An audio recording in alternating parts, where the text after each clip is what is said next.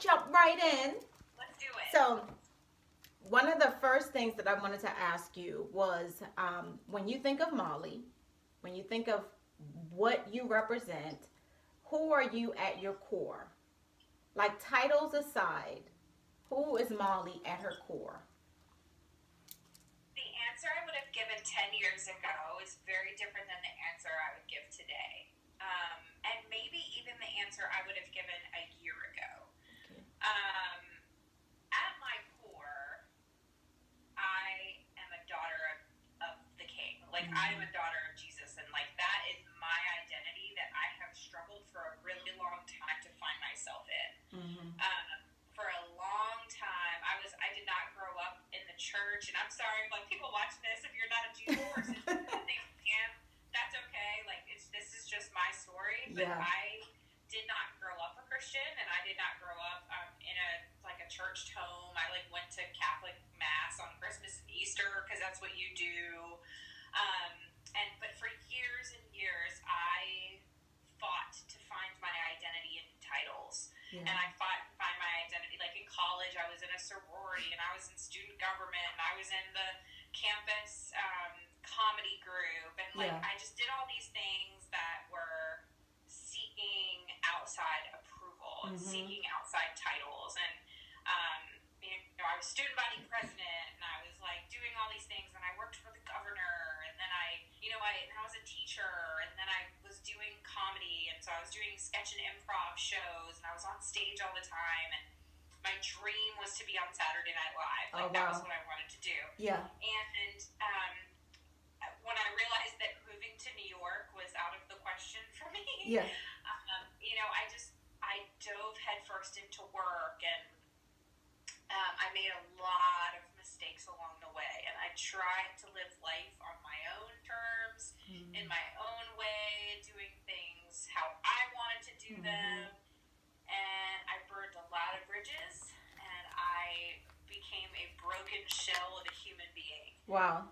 And in 2010, I really hit rock bottom, both emotionally, spiritually, physically, financially.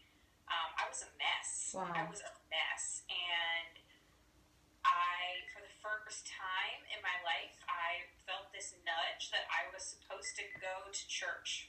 Wow. I don't know why, and I just did.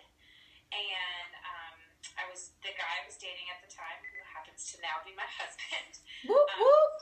He did grow up in the church, and but he said that he was going to go check out this new church because he had been going to another one, and I just went, can I go with you? I don't know why I asked that, but I did, and it was the first time that I walked into the doors of a building and felt as though I was home. Wow. And I felt welcome, and I felt accepted for all of my brokenness and my crap. And it was the first time that I'd ever really heard what the gospel really was about. And it was it began this process in me that for the past 9.5 years, or 9 years, I have slowly but surely been throwing away all of those titles, all of that push to find my identity in these things that don't matter, and to really begin to truly understand at my core what it means to find my identity in Jesus. Yeah. And for me, that is understanding that I am gonna screw up, I'm gonna make mistakes all of the time. I am never going to be perfect. I'm not going to be a perfect wife. I'm not going to be a perfect mom. I'm not going to be a perfect business owner. And I have to just stop striving for that perfection because it's unattainable. Yeah. And the more that I begin to understand that, I don't have to do all that on my own strength. I don't have to try to be perfect because Jesus was perfect. And so if I just try to live my life more like him, he's already done the work for me. It's not that I don't have to do the work. It's not that I don't have to get up and make my kids breakfast and lunch and dinner, and I don't have to meal plan, and I don't have to still be a good wife. It's not that I don't have to do all those things. It's that my Yeah. if that makes sense. No, absolutely. Yeah, and this past year, like 2018 was a really hard year, and we just experienced a lot of personal tragedy in 2018, and it was the year that, like, I just felt like everything was being stripped away from me, and I could no longer, how do I want to word this? It's just like I could no longer keep going at the pace I was going. Yeah. And I had to like really realize like what is important. And so I realize this is a very long answer to your question. No, I love it. It's, you know, for me, like at the end of the day, I want other people, when they see me, I want them to see what true joy looks like. Because there's a difference between happiness and joy. I agree. You can be happy, but not joyful. Yeah. And you can have joy, but not be happy. Yeah. But for me, like, realizing that there is, like, I have a peace now that, like in Philippians 4, where it says that there's a peace that surpasses all understanding. So that, like, when people look and they say, like, why is she so joyful? Even though all of these other things have happened, I can say, I can point to the reason why. Yeah. And so my goal going forward has been, I just want to be less of me and more of him. And, like, I want people to see him and me, and not to, like, make me look great. No. I'm a jacked up human being. Yeah. But, you know, just that life, like, yes, like, there's a lot of darkness, and there's a lot of sadness, and there's a lot of hate, and there's, you know, things like racism and human trafficking and, you know, drug addiction and all these things that are terrible in our world. They're terrible. But when we all pursue living a life of joy, of true joy and peace, those things fall away. They do. You know? And you know, something that I discovered a while back was that same thing that you're talking about, the difference between joy and happiness. Yes. Because happiness is circumstantial. Joy is sustainment. It's a sustained feeling, and it's like you can't, it's almost hard to articulate sometimes. It's for me, it literally is that feeling of what you're saying, that feeling of peace. And even when things around you are just crazy, there's still that you're not content with what's happening, because your happiness is going away, but there's still a sense of it's going to be okay on the other side. You know, it's almost like a feeling of hope. Yeah, I can't see the bigger picture. Yeah. But I know God does. And, like, and I look back at, especially, like, the years 2008, 2009, 2010 for me were really hard years.